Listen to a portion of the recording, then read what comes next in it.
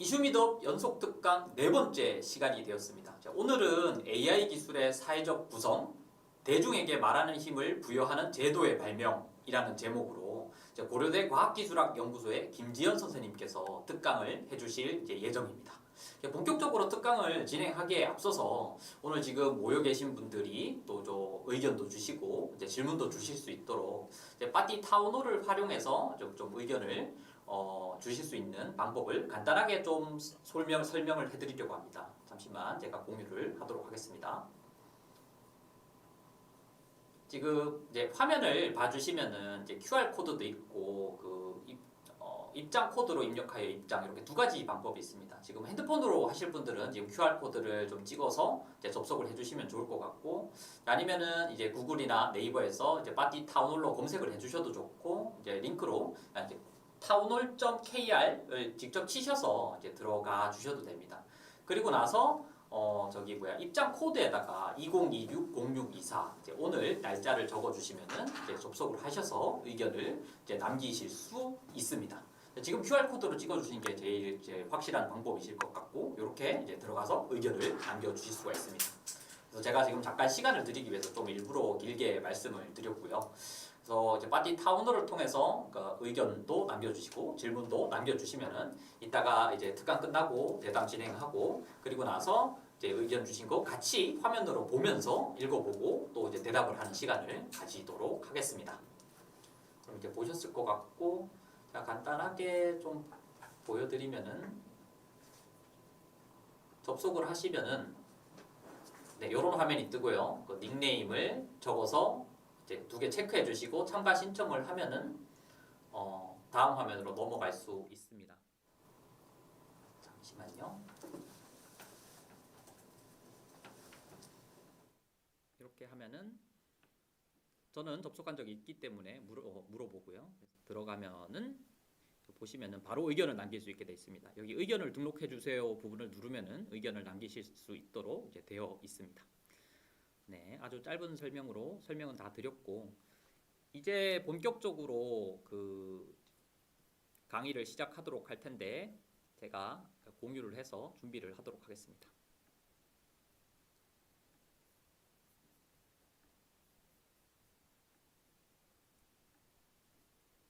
네, 준비가 되었습니다. 김지연 선생님께서 직접 인사를 해주시고 강의를 시작을 하도록 하겠습니다. 네, 안녕하세요. 김지연입니다. 온라인 강의도 많이 해보긴 했는데 약간 낯설긴 하네요. 너무 반갑습니다. 네. 일단 그 제목은 여러분들이 익히 포스터를 봐서 아시겠지만 이제 AI 기술만이 아니라 사회적으로 구성될 필요가 있고 또 실제로 그러고 있다라고 하는 점에서 사회적 구성이라는 제목을 달았고요. 이게 가능하려면 대중에게 말하는 힘을 부여하는 제도의 발명 필요하다. 그러니까 현재 우리는 이제 기술과 사회에 대해서 매우 이분법적으로 사유하고 있기 때문에 한쪽에서는 엄청난 열광을 하고 있고 또 다른 한쪽에서는 상당히 공격적인 이런 서로 화해할 수 없는 그런 상태에 놓여 있는 것 같습니다. 그래서 그 문제를 어떻게 우리가 접점을 찾아갈 것이냐 라는 점에 이제 좀 주목해가지고 말씀드려보겠습니다. 네, 우선 에피소드를 하나 소개해 드리려고 해요. 왜냐하면 이제 이거는 이제 공자, 기원전 6세기 사람이죠. 굉장히 잘 알고 있는 공자가 조언하는 그릇과 실험하는 그런 장면인데요. 공자가 어느 날 이제 관료의 사당에 갔는데 그릇을 보고 이 그릇이 바로 그 유자직이라는 그릇이냐라고 하는 질문을 하게 돼요. 그래서 이거는 이제 당시에 왕들이 자신의 오른쪽에 놓고 중용을 생각하도록 상징하는 그런 그릇이라고 합니다. 그래서 왕에게 조언을 하는 그릇이다라고 하는 것인데요. 그러니까 물이 하나도 이제 없을 때는 옆으로 이제 기울어져 있다가 물을 반쯤 채우면은 이제 그릇이 똑바로 이렇게 쓰게 되고 또 물을 너무 가득 채우면 그릇이 뒤집어지는 그런 형태의 구조를 가지고 있다고 해요. 여기 그림에 보면 이제 조셉 리덤이 중국의 과학과 문명이라는 책에서 이 그릇을 이제 추정해가지고 내부도를 이제 그려놓은 모습입니다. 물론 이제 매우 간단한 이제 모습이긴 하지만 이것은 이제 왕에게 중용의 가치를 이제 가르치기 위해서 항상 왕의 옆자리에 두었다는 것이고 공자가 이 그릇을 보고 매우 재밌어하면서 제자들하고 함께 이렇게 물을 넣으면서 실험을 해봤다 하는 것입니다.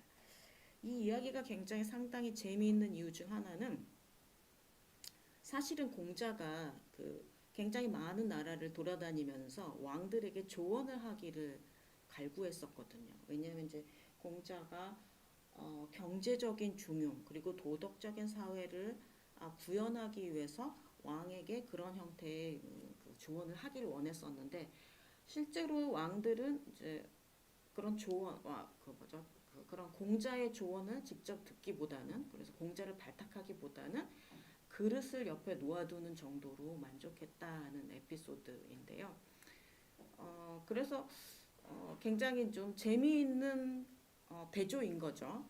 실제로 엄청 훌륭한 대사상가, 그러니까 중용의 사상을 창시한 그런 공자가 현실에 바로 옆에 있었음에도 불구하고 그를 발탁하지 않고 그저 그릇을 놓아두는 정도로 만족했다는 건데요. 아마도 당시의 왕들은 장기적인 비전보다는 단기적인 해결에 주목해야 했기 때문이라고 이제 해석을 하고 있는데 아마도 이런 모습은 오늘날 우리하고도 굉장히 유사하다는 점에서 이제 에피소드를 소개해 보았습니다. 그래서 오늘날 AI가 이렇게 굉장히 엄청난 환호를 받고 있는 시대에 그러니까 AI가 우리의 경제를 살려줄 것이고 진보와 성장을 이끌 것이다라고 하는 이런 논의들이 굉장히 왕성한 이 시대에 그런 환상에 가려서 놓치고 있는 우리의 엄청난 자산. 그러니까 마치 기원전 6세기에는 공자를 왕이 놓쳤던 것과 유사하게 우리가 놓치고 있는 것이 무엇인가 라는 점을 좀 강조하고 싶은데요. 저는 이 말하는 기계에 가려서 놓치고 있는 캐릭터에 대해서 우리가 주목해야 할 필요가 있다. 그리고 이 말하는 대중이 정말 더 말하는 힘을 가질 수 있도록 더 강화해주는 그런 제도가 필요하다. 그리고 사실 이것이 말하는 기계와 말하는 대중이라고 하는 두 개의 상승적인 작용, 상호작용 이런 것들도 같이 불러올 것이다 라는 생각입니다.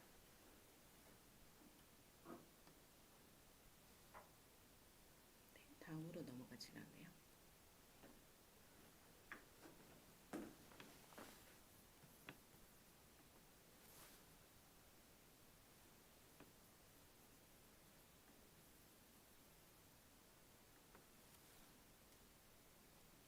네, 원하신 대로 좀 움직이죠. 네, 네,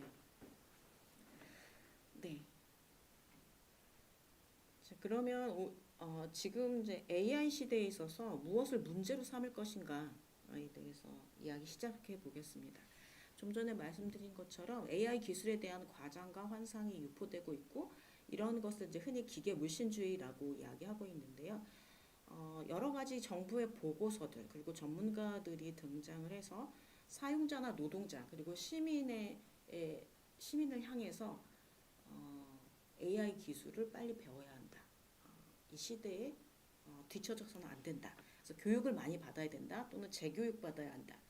또는 노동자는 조만간 또 전문가까지도 조만간 대체될 것이다. 이제 이러한 불안의 담론을 형성하고 있습니다.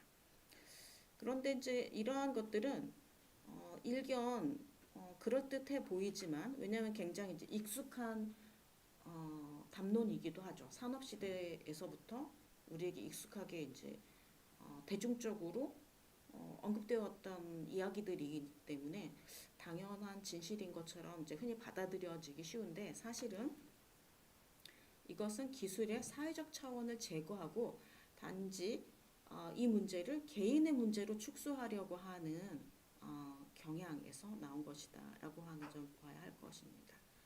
그러니까 대중에게 적응과 재교육을 강제함으로써 이것의 문제를 AI 기술의 문제를 단지 개인의 문제로 환원하려고 하는 것이기도 하죠. 그래서 이런 상황, 그러니까 그 사회적인 측면을 제거하는 이런 상황을 극복하지 않는다면 사실은 AI 기술 문화도 적절히 구성할 수가 없고 안정적으로 성장하기도 어렵다는 것입니다. 그래서 우리가 기술에 대한 새로운 비전을 형성하려면 사실은 사회 권력 기반도 동시에 함께 달라져야 한다라고 이미 아세모글루와 존슨이라고 하는 그 노벨 경제학상을 받은 학자들이죠. 이렇게 언급을 했음에도 불구하고 여전히 이제 이런 것들이 현실로 받아들여지고 있지는 않은 것 같네요. 그럼 기존의 그 기술 물신주의, 기계 물신주의 이런 문화에서 흔히 언급되고 있는 레퍼토리를 조금 소개하면서 좀 비판을 해보고자 합니다. 많이 언급되는 것 중에서 우리가 가장 잘 알려진 것은 예를 들면 우리는 곧 초지능을 달성할 것이다 라고 하는 그런 주장들이 있죠.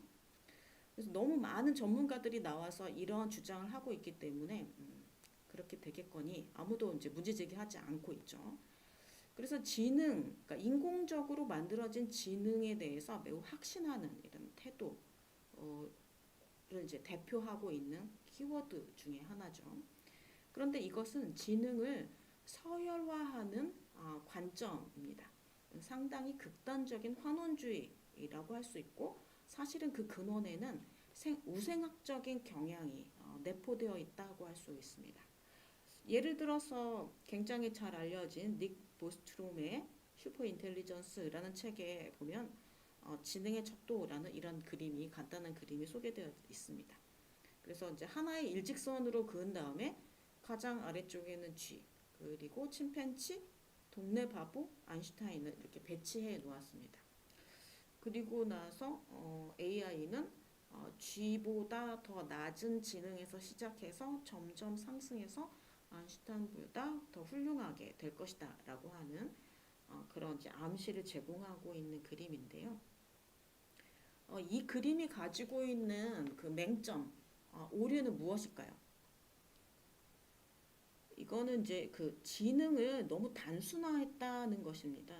그래서 쥐가 침팬지보다 지능이 낮을 것이다. 인간보다 침팬지가 낮을 것이다. 라고 이제 상상하는 건데 지능은 사실은 그런 식으로 간단하게 작동하진 않습니다. 우리가 예를 들어서 그러면 아인슈타인의 지능을 쥐에게 부여한다면 쥐는 행복해질 것이냐를 생각해 본다면 아마 결코 그렇지 못할 겁니다. 그래서 그 지능은 자신의 환경에 가장 잘 적응할 수 있도록 그 성장하는 역량을 말하는 것이지 그렇게 서열화할 수 있는 것은 아니다라고 하는 것입니다. 이것도 앞으로 좀 살펴볼게요. 그 다음에 또 그 SF에서 많이 다루는 내용 중에 하나가 지능을 업로드한다라고 하는 개념입니다. 그 레이 커즈와일은 우리나라에서도 엄청 책이 많이 팔린 베스트셀러 작가이기도 한데 사실은 극단적인 기술 결정론자입니다. 그래서 지능을 기계로 업로드할 수 있다고 주장하고 있고 이것은 지능을 마치 물건처럼 간주하는 태도입니다. 이런 뇌 중심주의는 흔히 많이 그 회자되고 있는데요. 우리의 뇌가 우리 전체를 대표하는 것처럼 뇌만 있으면 우리를 대표할 수 있는 것처럼 말하는 태도, 근대주의적인 관념의 그 대표적인 케이스인데요. 외과 수술로 뇌를 분리하더라도 신체 안에 있을 때와 동일하게 작동할 것이다 라고 하는 신경 과민증적 환상이다 라고 하는 제 비판이 있습니다. 이런 것들은 이제 AI를 우상화하는 이데올로기인데요. AI가 인간을 넘어서 초지능이 된다. 그리고 지능을 기계로 업로드한다. 그리고 기계가 인간을 대체한다라는 이런 주장들이 널리 퍼져 있습니다. 이것은 AI 기술의 그 신격화 또는 신화화라고 할 수 있는데 산업 시대부터 반복되어 온 이데올로기적인 형태입니다. 그 당시에는 기계가 인간을 대체하니까 노동자에게는 더 적은 임금을 줄 수도 있고 노동자는 공장의 규칙에 따라야 한다. 어떤 통제 산업 생산 현장에서의 어떤 통제도 노동자에게 줄 수 없다는 이제 생각에서 나온 정치적인 관점이라고 할 수가 있습니다. 이건 사회적인 논의를 회피하고 쉽게 지배적인 권위를 얻으려는 전략이라는 점에서 이데올로기이고 신화이다라고 말할 수 있습니다. 이것은 전면적이고 무비판적인 복종을 확보하려는 그 전략이고요. 그래서 사람들이 이 기술에 대해서 정말 좋은지 담론을 통해서 서로 논의하고 타협하고 협상하고 그리고 수정하고 개입하는 이런 전체의 과정을 생략하는 특징이 있습니다. 그리고 이 기술적인 논의를 소수의 엘리트에게 또 일부의 사람에게 집중하는 그런 결과를 불러오려는 것입니다. 이것은 합의된 민주주의가 아니고 일종의 중독된 복종을 강요하는 것을 이제 의도하는 것이다라고 볼 수 있습니다.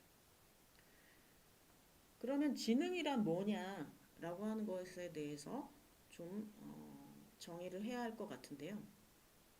사실 지능은 우리에게 너무나도 익숙한 것이었기 때문에 지능을 매우 쉽게 정의할 수 있을 것이다 라고 생각했지만 이 지능을 정의하려고 하는 순간 상당히 어렵다는 것을 이제 실감하게 되는데요. 그래서 지능을 정의하는 방법은 관심사에 따라서 매우 다양하고 다원적인 정의가 가능할 것 같습니다. 하지만 뭐 조금 더 관심이 있는 주목할 만한 정의를 소개해 본다면 지능은 관계적인 효과, 이펙트라고 이제 할 수가 있는데 인간 지능을 중심으로 본다면 우리는 우리 주변의 실제 또는 환경이나 타자를 말하는 거죠. 우리의 실제들과 우리가 관계를 맺는 방식, 그 관계적인 역량, 그것의 총체를 지능이라고 할 수가 있습니다. 외부 세계와 아무런 상호작용도 하지 않은 채 다만 내부작용만으로 지능이 출현할 가능성은 없습니다. 그동안 우리가 지능에 대해서 매우 오해해왔던 것 중에 하나죠. 마치 지능은 그 사람의 몸 안에 고유하게 담겨져 있는 내용물처럼 간주되어 왔던 것이 상당한 이제 오해였었는데요. 이거는 그 인공지능의 아버지라고도 알려져 있는 앨런 튜링도 인정했던 바입니다. 튜링은 고립된 사람은 지적 능력을 발달시킬 수 없다라는 것을 잘 알고 있었고요. 이런 관점에서 생각하는 기계를 만들기 위해서 여러 가지 다양한 탐색이 필요한데 그 탐색의 경로에서는 개인보다는 인류 공동체 전체가 함께 수행해야 한다라고 이야기하고 있습니다. 그래서 지능의 문제는 개인의 문제가 아니고 집단의 차원에서 작동한다라고 이야기하고 있습니다. 그래서 지능은 세계와의 직접적인 상호작용에 의존한다고 볼 수 있고 그런 점에서 노동은 세계와의 가장 격렬한 상호작용의 과정이라는 점에서 그 노동을 제거한 지능이라고 하는 것은 사실은 매우 터무니없는 판타지라고 볼 수가 있습니다. 노동은 사물의 질서를 부여하는 형식이라는 점에서 지능을 위해서라도 노동은 매우 필수적이다라고 할 수 있고 이 점은 노동에 대해서 가장 많은 연구를 했던 마르크스가 언급을 했었고요. 거기서 이제 노동은 이렇게 얘기합니다. 인간과 자연의 상호작용의 활동이면서 자아 실현의 과정이다. 그리고 노동은 사회적이고 집단적인 활동이며 보편 노동은 일반 지성을 생산한다 이렇게 말합니다. 그러니까 제너럴 인텔리전스. 그러니까 노동이야말로 인간 일반 지성. 그러니까 흔히 커먼 센스라고 하는 거죠. 인류 전체의 지성 이것들을 생산하는 매우 중요한 수단이라고 이야기합니다. 이런 점을 통해서 볼 때 기존의 기술 결정론자들이 얘기하는 기계가 노동을 대체한다라는 말은 매우 잘못된 오류라고 볼 수가 있고요. 네, 이 그림은 매우 유명한 인터넷에서 되게 유명한 그림인데 그 소방관에게 구조된 고양이의 표정을 보면 우리는 고양이의 표정을 읽을 수가 있죠. 이제 막 구조가 되어서 안심하는. 하지만 아직 좀 전에 급박했던 위험이 채 가시지 않은 그런 표정을 이제 우리가 볼 수가 있는데요. 이런 표정은 그냥 나올 수 있는 것이 아니라 아주 오랜 사회 문화적 학습의 결과라고 할 수 있습니다. 고양이와 인간이 서로 오랜 동안 상호작용하면서 살았기 때문에 이렇게 서로가 소통할 수 있는, 이해할 수 있는 그런 표정을 지을 수 있다고 할 수 있죠. 고양이와 인간이 함께 살아온 지는 최소한 10,000년 정도 됐다고 하고요. 고양이와 우리는 그것 이외에도 유전적으로 상당한 유사성이 있죠. 그래서 이제 이런 것들이 지능을 형성하는 데 있어서 단지 합리적인 것만이 아니라 감수성, 민감성, 그리고 환경과 나를 조응하는 역량 이런 모든 것들이 종합적으로 작용하는 효과를 지능이라고 보아야 한다는 점을 좀 강조하고 싶습니다. 네, 그러면 이어서 두 번째 좀 주제로 AI 기술이 내장하고 있는 문제도 좀 알아볼 필요가 있을 것 같습니다. 물론 이제 여러 가지를 이야기할 수 있겠지만 몇 가지만 추려서 소개해 보겠습니다. AI는 굉장히 똑똑해졌고 저도 상당히 많이 활용하고 있습니다. 굉장히 이제 좋은 훌륭한 기술이라고 저도 칭찬을 하고 싶습니다. 그럼에도 불구하고 AI가 생성해내는 것은 현실이 아니라 유사현실, 수도 리얼리티라고 보는 것이 엄밀하게 더 맞는 것 같습니다.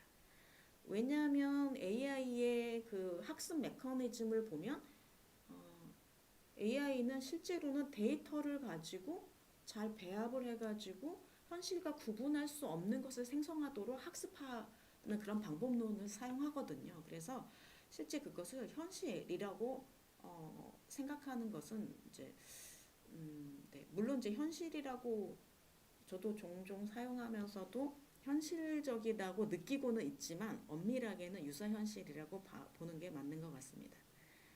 그리고 AI가 참조하는 데이터는 규모가 엄청나게 크고 속도가 엄청나게 빠르다고 하더라도 그것과 관계없이 사실은 현재가 아니라 과거의 데이터라는 점도 우리가 고려해야 합니다. 인간과의 대화에서는 인간들은 계속 현실의 상황을 그때그때 반영하지만 AI는 그렇진 않다는 점에서도 그렇습니다. 물론 그 차이가 그 시간적 차이가 매우 미세하더라도 차이가 있는 것은 사실이다라는 점입니다. 게다가 AI는 실천 경험이 없다는 것이 가장 그 중요한 결함입니다. 그래서 자기 검증이 불가능합니다. 우리는 서로 대화를 하는 과정에서 상대방의 말이 진실인지를 자연스럽게 검증할 수가 있어요. 왜냐하면 자기 실천 경험이 있기 때문에 이것은 플라톤이 2300년 전에 이미 중요하게 언급했던 말이기도 합니다. 그 다음에 그래서 AI는 데이터 간의 일관성을 구축할 수 있을 뿐 현실 그 자체를 만들어내는 것은 아니다라는 점을 우리가 인지해야 하고요. 물론 그럼에도 불구하고 AI 대화는 상당히 재미있습니다. 예를 들면 저는 이제 신화 같은 소재를 이야기할 때 현실의 신화를 같이 이야기할 사람이 별로 없어가지고 AI랑 많이 이야기를 하거든요. 그래서 AI가 아는 게 굉장히 많아요. 신화에 대해서. 그래서 여러 가지 도움을 받고 있는데 근데 이제 요 대화를 제가 소개하는 거는 여기 보면은 이제 AI 특성을 알 수 있는 대화 사례여가지고 여기 보면 이제 제가 어떤 질문을 했어요. 저도 잘 모르는 것여가지고 크로노스에 대한 이제 질문을 했는데 여기 답변을 하면서 AI가 비익두적인 질문입니다. 그건 그렇게 이제 제 질문에 대한 평가를 했어요. 그런데 이 단어를 제가 처음 들어본 단어여가지고 제가 모르는 단어가 있나 싶어가지고 비입두가 뭐야? 이렇게 질문을 했더니 AI가 제가 손가락이 미끄러져가지고 타이핑을 잘 못했습니다. 이렇게 답변을 하는 거예요. 그래서 순간 너무 황당해가지고 너는 손가락이 없잖아. 어떻게 타이핑을 미끄러져서 타이핑을 못할 수가 있냐 이렇게 답변 말하니까 그때서 엄청 잘못했다면서 자기가 인간적인 표현을 하다 보니까 그렇게 됐다 이렇게 말하더라고요. 근데 이제 이런 답변에서 우리가 추정할 수 있는 거는 뭐냐면 이 AI가 인간을 모방하도록 만들어졌는데 자기 자신이 손가락이 없다는 걸 알지 못한다는 거예요. 그러니까 자기 자신에 대해서는 잘 모른다는 거예요. 실제로는 자기 자신이라고 하는 존재 자체가 없다고 봐야 하겠죠. 그래서 그리고 자기가 이렇게 답변을 하고 자기가 왜 그런 답변을 했는지 인과적으로 설명하지 못한다는 점도 우리가 발견할 수가 있습니다. 왜 우리는 이제 인간은 실수를 하더라도 자기가 왜 그런 실수를 했는지에 대해서 설명을 할 수가 있잖아요. 그래서 이 점은 AI의 특성을 굉장히 잘 보여주는 대화다. 아마도 여러분도 AI와 대화하면서 이런 장면을 많이 목격했을 거라고 이제 보여집니다. 그 다음에 또 한 가지는 AI에게는 시간성이 없다는 점도 굉장히 중요한 치명적인 결함 중에 하나입니다. 시간이라고 하는 것은 물질 또는 사건이 자기 자신과 맺는 관계 또는 그 관계의 효과라고 화이트헤드가 정의하고 있는데요. 이거는 뭐냐면 사실 우리가 알고 있는 이제 기계적인 시간 말고 질적인 시간을 말하는 건데 이것은 과거이고 이것은 현재이고 이것은 좀 더 이전 과거야 라고 하는 어떤 사건들 사이의 관계 앞뒤 선후 그 질서를 배열하는 것을 이제 시간성이라고 얘기하는데 우리는 이런 것들을 매우 자연스럽게 인지하기 때문에 그런 시간적인 관계 안에서 여러 가지 일들을 이제 해내는데요. 이 시간성이 왜 중요하냐면 되돌릴 수 없다라는 점 때문에 이 시간성이 윤리성과 관련이 돼 있기 때문에 그렇습니다. 사실 신화에서 신들조차도 시간을 돌릴 수 없다라고 말하고 있는데요. 그만큼 시간성은 매우 중요한 질서입니다. 존 밀턴이 신라원에서 아담과 이브가 선악과를 따먹고 그랬을 때 그 야훼가 나타나서 상당히 이제 그 상황을 굉장히 이제 고통스럽게 바라보는 그런 장면이 있죠. 왜냐하면 이제 선악과를 따먹으면 넌 죽을 것이다 이렇게 말했기 때문에 이 대목에서 밀턴이 이제 이런 대사를 얘기하죠. 지난 일을 되돌리고 행한 일을 취소할 자 누구랴. 전능하신 하느님도 그리고 운명도 그럴 수 없다라고 말합니다. 이렇게 이제 신은 세상을 창조하고도 창조할 정도로 절대자이긴 하지만 그럼에도 불구하고 자기가 한 말조차 되돌릴 수 없다는 것입니다. 그래서 이러한 것들 때문에 그 망설임이라고 하는 그런 행동이 등장하는데요. 왜냐하면 되돌릴 수 없기 때문에 이 나중에 이게 정말 그 후회하지 않을지를 고려하는 능력이죠. 그래서 이 망설임이라고 하는 것은 지능적으로 또 그 윤리적인 차원에서 매우 중요한 그 요소입니다. 그런데 AI에게는 이러한 시간성이 존재하지 않습니다. 과거도 미래도 없는 그저 벌거벗은 현재만 존재할 뿐입니다. 그래서 AI의 세계에서는 망설임이라는 것이 없고 따라서 이러한 AI에게 굉장히 중요한 일을 맡긴다는 것은 우리가 그렇게 가볍게 생각하면 안 된다. 특히 전쟁과 같은 것에서는 이렇게 지금 현재처럼 이렇게 할 일이 아니다라는 점이고요. 그 다음에 AI의 들쭉날쭉 지능이라고 하는 것은 상당히 많이 알려진 것이죠. 오래전부터 기계가 가지고 있는 여러 특성이죠. 높은 수준의 능력을 보여주다가도 굉장히 단순한 일에서는 형편없는 실패를 하는 현상이고요.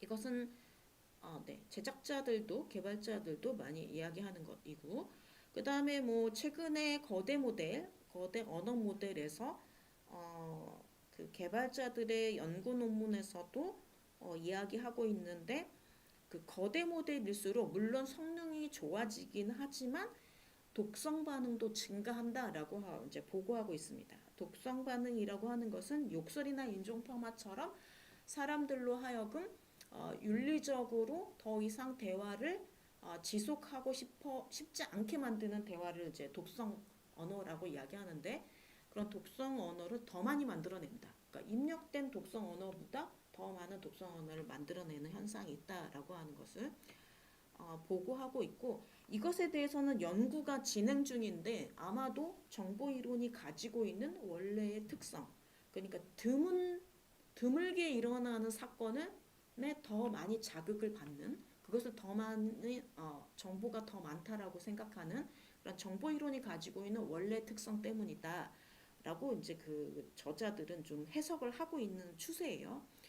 그래서 만약에 사용자가 이런 특성을 악용해서 교묘한 의회 공격이나 자극적인 질문을 던지면 전체적인 대화 문맥이 요동을 치는 그런 현상이 발견되고 있습니다. 따라서 이것은 사용자의 악용이 많아진다면 이 시스템은 무력해질 운명이다라는 것을 암시하는 것이고, 근본적으로 다수의 사용자가 선량하게 이 시스템을 사용해야 한다는 것을 이제 의미합니다. 그래서 AI 시스템은 기술만으로 이루어질 수 있는 게 아니고 사회적인 합의, 사회적인 도움이 필요하다라고 구글 딥마인드 개발자들도 이야기하고 있습니다.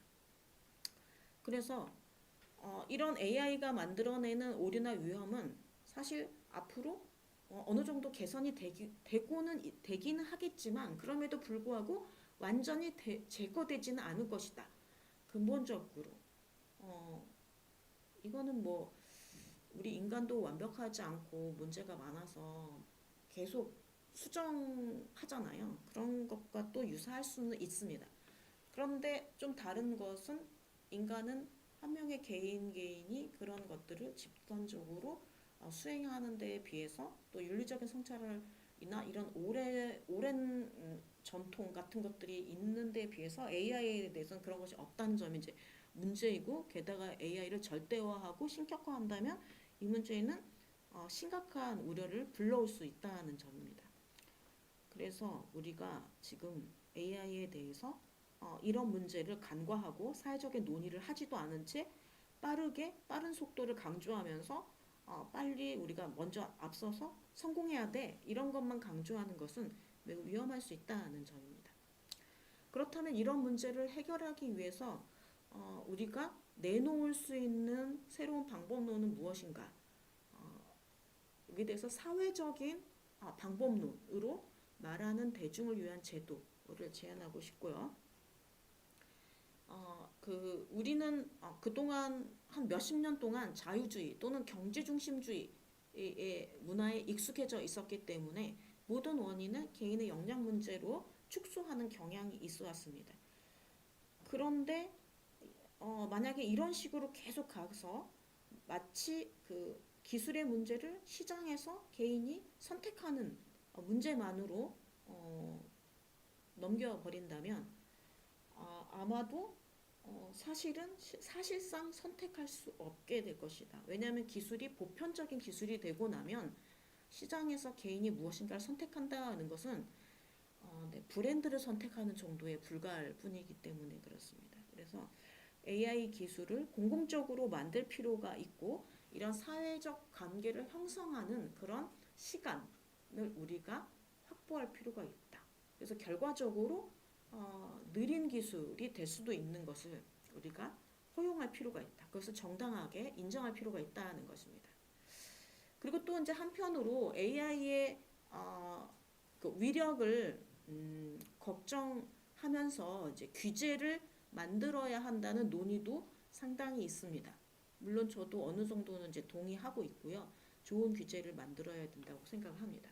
한데 그 규제가 사실은 지금과 같은 이분법적인 기술과 사회가 별개로 이렇게 합쳐져서 상호작용을 하지 못하고 별개로 작동하는 이런 상황에서는 규제를 만들더라도 그 규제가 제대로 취지대로 작동하지 못하고 오히려 엘리트나 기술 관료에게 과도한 권한을 위임하는 것 이상이 아니게 될 가능성이 많습니다. 그리고 오히려 기술이 제대로 작동하지 못하도록 가능성이 있고 거대 기업에게는 형식적인 복종만 하면 책임을 면제해주는 효과를 만들 수도 있고 오히려 혁신적인 소수자에게는 그것이 문턱이 되게 하는 그런 가능성이 있습니다. 그래서 규제는 필요하지만 만능적 의존은 피해야 한다라고 보여지고요. 게다가 AI 기술은 실시간으로 계속해서 적응하는 기술이라는 점에서 우리의 개입도 미리 이렇게 고정된 규제의 형태도 있어야 되겠지만 그것만이 아니라 실시간적인 상호작용과 개입의 관계가 가능한 그런 제도가 필요하다는 점입니다. 그래서 이것을 하기 위해서는 대중이 AI의 정체성을 관계적으로 구성할 수 있는 그런 제도가 필요한데요. 현재는 사용자들이 AI와 관련된 상호작용을 많이 하고 있지만 그것이 사적인 영역에 분산되어 있고 가시적이지 못하다는 점에서 AI에게 실질적인 개입을 하고 있지는 못한 상태입니다. 사용자들이 또는 시민들이 AI의 상황을 전체적으로 조망할 수 없기 때문에 그렇습니다. 그래서 기계의 민주성을 위해서 특히 이 AI가 우리의 삶에 엄청나게 큰 영향을 미친다면 그것이 더 민주적이어야 할 필요가 있겠죠. 그래서 그렇다면 더 큰 영향이 있을수록 그 기계에 대한 확인 또는 개입은 더 쉬운 방법이 동원될 수 있어야 한다는 것입니다. 그래서 특별한 지식이 없어도 개입이 가능한 그런 형태의 제도가 필요하다는 것이고요.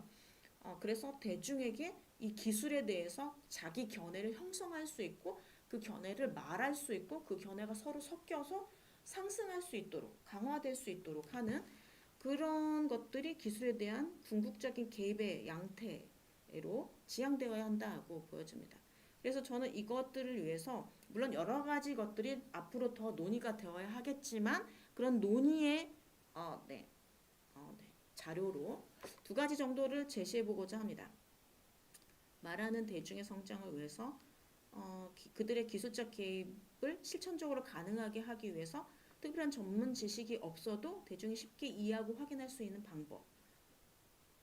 그래서 AI 사용자위원회가 사용자 경험 데이터를 구축하는 방식을 제안할 거고 나머지는 이제 인문 사회학자들이 기술 현장에 파견되어서 참여 연구를 함으로써 공공 보호자의 역할을 하는 것을 이제 권장하고 싶습니다.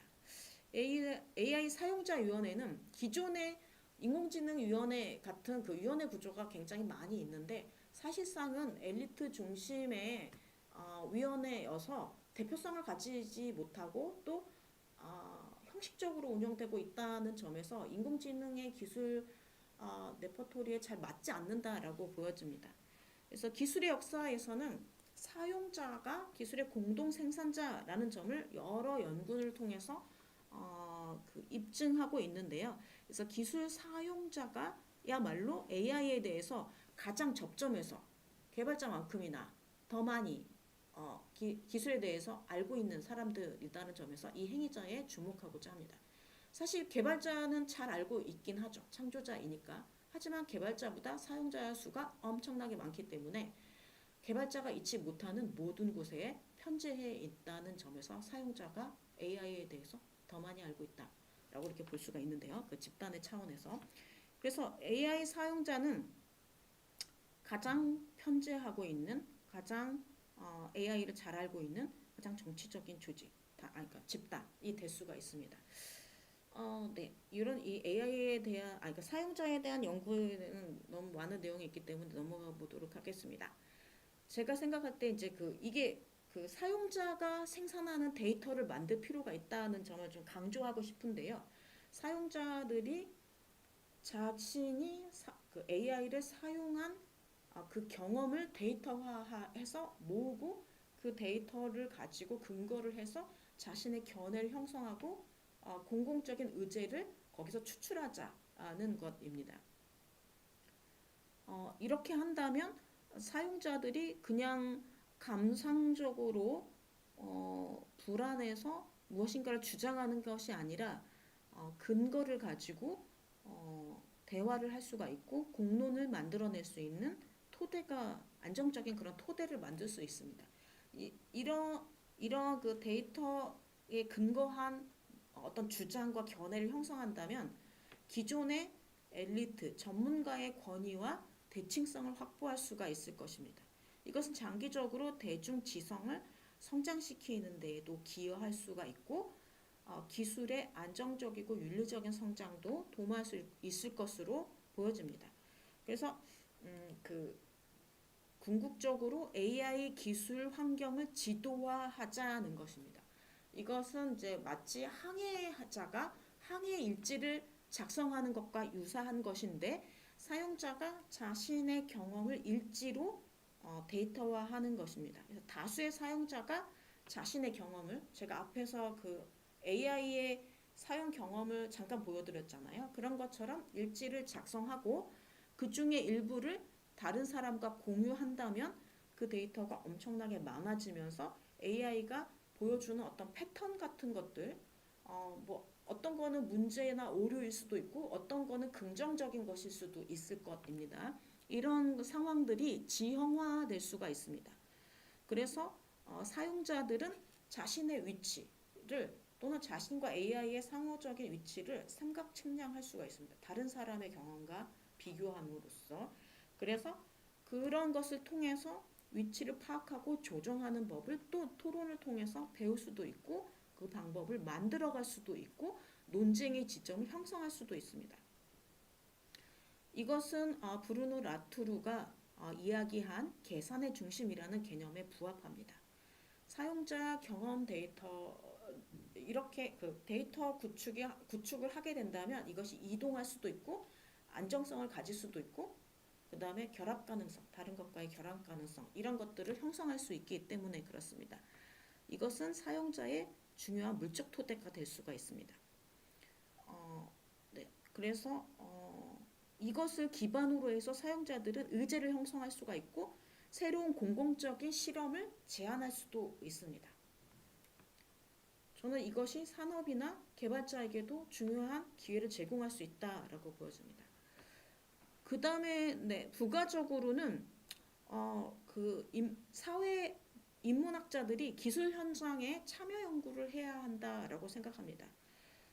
미국이나 유럽에서는 20세기 말에 기업의 그 사회 과학자들, 민속지나 인류학자들을 고용해가지고 기술 개발 과정에 참여시키는 것이 이제 붐이었습니다. 그래서 그들이 이제 그 참여 연구 결과를 논문으로 내기도 하고 저술을 하기도 했습니다.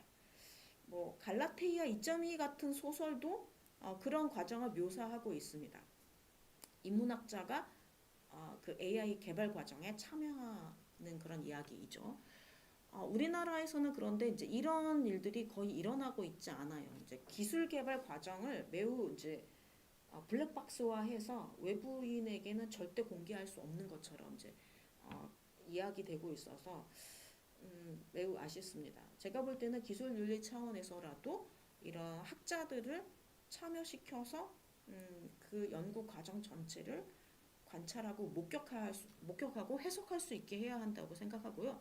그들이 여러 가지 형태로 출판물을 릴리즈해서 대중들이 볼 수 있게 해야 한다고 생각합니다. 거대 기술 개발 과정에는 불확실성이 항상 있기 마련인데 예를 들어서 우리나라도 이런 거대 기술 개발 과정이 많이 있어 왔는데 그런데 불확실성 때문에 여러 가지 실패를 겪게 돼요. 뭐 대표적으로 중이온 가속기 사업 같은 경우에 실패를 계속하고 그 다음에 계속해서 추가적인 예산을 집어넣고 그럼에도 불구하고 규모를 축소시킨 그런 사례가 있습니다. 그런데 이제 공청회를 하는데 왜 그랬는지 인과관계를 잘 설명하지 못합니다.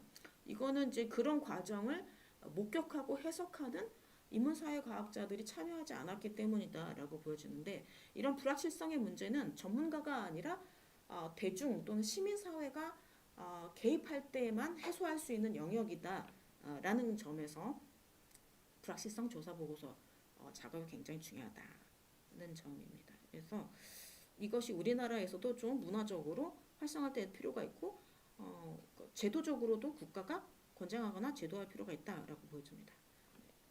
네, 그러면 종합적으로 말씀드리겠습니다. 네, 시간이 너무 짧아가지고 좀 너무 띄엄띄엄 말한 것이 아닌가 싶긴 한데요. 말하는 대중은 AI 기술이 민주성을 확보하는 데 있어서 그리고 또 대중지성을 위해서 매우 중요한 키워드이다. 특히 말하는 대중을 지원하고 강화하기 위한 물적 토대를 만드는 것이 중요하다.